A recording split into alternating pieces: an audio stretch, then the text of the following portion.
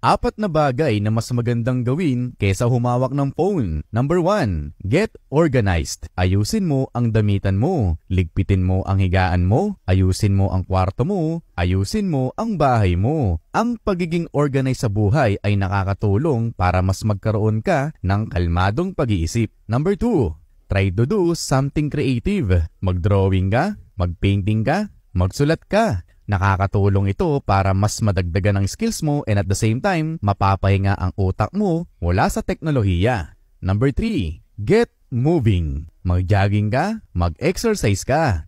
Iwasan ng umupo o humiga lang maghapon habang hawak ang phone. Ang hangin sa labas ay maganda sa pangangatawan at sa ating isipan. At number 4, read a book. Instead na magbasa ka ng mga walang kwenta sa social media, mas magandang magbasa ka ng libro. Mas marami ka pang aral na matututunan dito at mas mag-i-improve ka pa sa buhay.